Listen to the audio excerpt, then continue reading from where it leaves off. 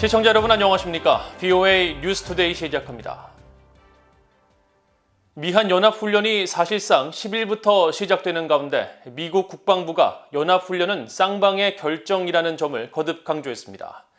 또 전시작전 통제권은 미국과 한국 두 나라가 상호 합의한 조건이 완전히 충족돼야 전환될 수 있을 것이라는 점을 재확인했습니다. 첫 소식 박동정 기자가 보도합니다.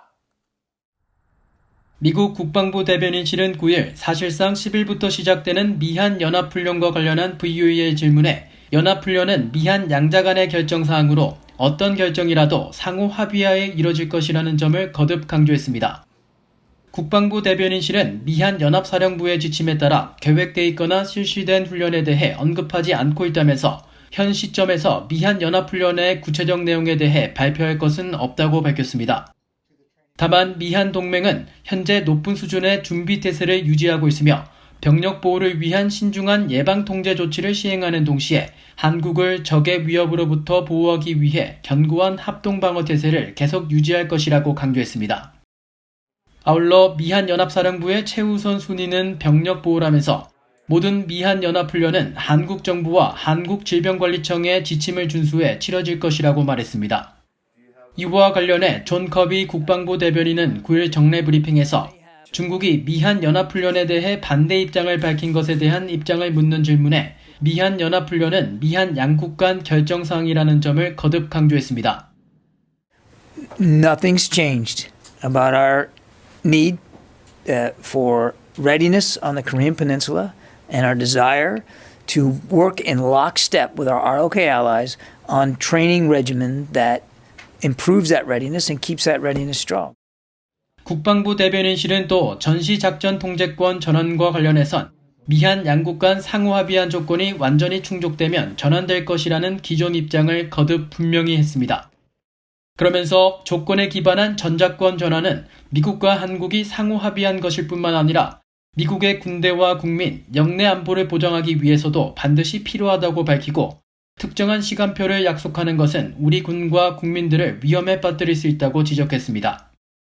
아울러 군대와 국민, 지역의 안보를 보장하는 것은 단순히 미한연합사 지도부 교체보다 훨씬 더 복잡한 일이라면서 전작권 전환을 서두르기보다는 조건 충족을 위한 노력을 이어나갈 것임을 재확인했습니다. 앞서 9일 한국군과 정부 소식통에 따르면 미한 군 당국은 10일부터 13일까지 사전 연습을 진행하고 16일부터 26일까지는 본 연습을 진행할 예정인 것으로 알려졌으며 훈련 규모와 양식은 지난 3월 실시된 지휘소 훈련보다 축소된 형태로 진행될 것으로 전해졌습니다. VOA 뉴스 박동정입니다. 국제사회의 대북 제재가 본격화된 지 약 4년이 지났지만 여전히 북핵 문제가 해결되지 않으면서 대북 제재의 효용성 논란이 일고 있습니다. 중국 은행들에 대한 세컨더리 보이콧, 즉 3자 제재 등 제재의 강도를 높여야 한다는 전문가들의 의견이 나온 가운데 무조건적인 현재의 제재 체제는 실패했다는 일각의 주장도 여전합니다. 함지하 기자가 보도합니다. 유엔 안보리는 지난 2017년 북한에 잇따른 핵과 탄도미사일 실험에 대응해 한 해 동안 북한에 대해 4건의 제재 결의를 내놨습니다. 북한의 최대 수출품이던 석탄 등 광물의 수출이 금지되고 수십만 명에 이를 것으로 추산되던 해외 노동자들도 본국으로 돌아가게 되는 등 북한 경제에 큰 제약을 가하는 데 역할을 했다는 평가를 받았습니다. 하지만 정작 제재의 주 목적인 북한의 핵과 미사일 프로그램 개발은 멈추지 못했다는 비판도 제기됩니다. 북한이 기존 제재를 회피해 불법 사이버 활동 등을 늘리는 역효과가 나왔다고 주장하는 일종의 제재 무용론도 제기되고 있습니다. 하지만 트럼프 행정부 시절 백악관 국가안보회의 북한국장을 지냈던 앤소니 루지에로 민주주의 수호재단 선임연구원은 제재의 반대 개념일 수 있는 유인책도 제재와 마찬가지로 효과적이지 않았다는 사실을 상기시키며 북핵 문제 해결의 실패가 대북 제재 때문이라는 이분법적인 주장을 일축했습니다. We've seen what a different approach looks like, and that has not been effective either. Providing North Korea incentives, whether positive incentives or in the terms of reduction in sanctions, has not brought about denuclearization. 루지에로 연구원은 이어 대북 제재의 핵심적인 역할을 하는 중국을 겨냥해 이른바 세컨더리 보이콧, 제3자 제재가 중국의 제재 이행을 이끌어낼 수 있다면서 제재가 여전히 작동 가능한 상태란 점을 강조했습니다. 2016년과 2017년 미국이 중국 개인과 기업, 은행 등을 겨냥한 제재를 부과할 당시 중국 지도부는 결과적으로 북한 대신 미국에 협조하는 길을 택했다는 겁니다. 트럼프 행정부 당시 대북 최대 압박이 아직도 제대로 가해지지 않았다는 지적도 나옵니다. No U.S. president has imposed fines on Chinese banks for money laundering for North Korea, although the U.S. imposed $9 billion in fines on British and French banks for money laundering for Iran. 반면에 제재 무용론을 주장하는 전문가도 있습니다.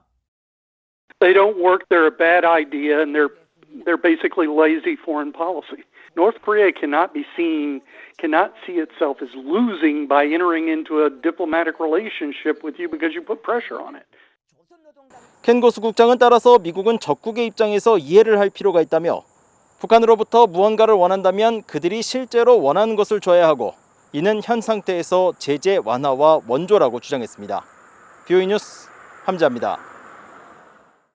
최근 개최된 아세안 관련 외교장관 회의에서 북한의 핵과 미사일 문제에 대한 포괄적 해결과 한반도의 완전한 비핵화의 중요성에 대해 참가국들의 논의가 이어졌다고 일본 외무성이 밝혔습니다. 일본 외무성은 9일 최근 종료된 아세안 외교장관 회의 결과에 대한 보도자료를 통해 회의에 참석한 모테기 도시미스 외무상이 북한의 핵과 미사일, 일본인 납치 문제 등의 현안을 포괄적으로 해결하고 불행한 과거를 청산하기 위한 국교 정상화를 한다는 일본의 방침을 회원국들에게 거듭 강조했다고 밝혔습니다. 또 미북 대화 재개와 북한의 완전한 비핵화를 향한 구체적 진전에 강한 기대를 표하고 조건 없이 북한 김정은 국무위원장과 마주하겠다는 일본의 의지에는 변함이 없다는 사실도 강조했다고 전했습니다. 한국 외교부도 이날 보도자료에서 아세안 외교장관 회의를 평가하고 이번 회의를 통해 대화와 외교에 기반한 한반도 비핵화와 항구적 평화 달성에 대한 국제사회의 지지를 확인했으며 남북관계 진전을 위한 한국 정부의 노력에 대해서도 긍정적인 평가를 재확인하는 계기를 마련했다고 전했습니다. 미국, 영국 등과 함께 국제사회에서 북한 인권 문제를 강하게 제기해왔던 체코 정부가 중국의 탈북자 강제 북송을 중단할 것을 강력히 촉구했습니다. 에바 다비도바 체코 외무부 대변인은 BOA에 중국이 관련 조약을 준수하고 북한 난민들에게 피난처와 필요한 서비스를 제공할 것을 촉구한다면서 UN 북한인권특별보고관의 보고서에 따르면 북한 난민 송환은 망명자 박해가 예상되는 국가로 추방하면 안 된다는 농르풀망 원칙을 훼손할 수 있다고 지적했습니다. 특히 북한에서 반인륜 범죄를 포함한 구조적이고 광범위한 인권 침해가 국가 권력의 직접적인 감독 아래 계속 자행되고 있고 북한으로 강제 송환된 난민은 구금과 강제노동, 고문 등의 처벌을 받을 가능성이 매우 크다면서 북한 정권을 인권 유린의 주범으로 지목했습니다. 체코 정부의 이번 논평은 중국 정부가 최소 1,170여 명의 탈북자를 구금하고 있으며 북한이 국경을 개방할 경우 이들이 강제 북송될 우려가 있다는 국제인권단체 휴먼 라이츠 워치의 지난달 23일 성명에 대한 입장을 표명한 것으로 휴먼 라이츠 워치는 해당 성명을 통해 중국 정부가 UN 고문방지협약의 당사국으로 탈북 난민 보호에 앞장설 의무가 있다고 지적했습니다. 한국의 북한 인권단체가 한국 정부의 탈북민 조사 불허 방침 때문에 14년째 이어오던 인권 백서와 종교자유 백서 발간이 무산됐다고 밝혔습니다. 한국 내 북한 인권단체인 사단법인 북한인권정보센터는 9일 보도자료를 통해 한국 통일부가 지난 2016년부터 북한 이탈주민 정착지원사무소인 하나원에 조사 규모와 질문 축소를 요구하고 지난해 1월 조사 규모를 매달 30% 추가 감축하라고 한 데 이어 하나원 조사 중단을 결국 통보해 부득이하게 이 같은 결정을 내리게 됐다고 밝혔습니다. 그러면서 북한인권법은 북한 인권 개선을 위해 정부와 민간이 협력해야 한다는 점을 분명히 명시하고 있다면서 통일부가 민간기관에게도 하나원 입소자에 대한 북한 인권 실태 조사 기회를 부여해 내년에는 인권 백서와 종교 백서 발간이 재개되기를 희망한다고 밝혔습니다. 이에 대해 한국 통일부 관계자는 올해 신종 코로나 바이러스 감염증 여파로 하나원 입소자 수가 크게 줄고 복수의 기관이 한정된 탈북민을 대상으로 중복 조사를 하는 문제 등을 감안해 올해는 북한 인권정보센터를 비롯한 민간 단체들과 조사 용역 계약을 맺지 않았다고 밝혔다고 연합뉴스 등 한국 언론들이 전했습니다. 북한 인권정보센터는 지난 2003년 개소 이래 탈북민 조사를 통해 북한 인권 피해자의 증언을 기록하고 이를 정보화해왔으며 특히 하나원 입소자 전수조사를 통해 지난 2007년부터 북한 인권 백서를, 2008년부터는 북한 종교자유 백서를 매년 발간해왔습니다. 이상으로 VOA 뉴스투데이를 모두 마칩니다. 시청해주신 여러분 고맙습니다.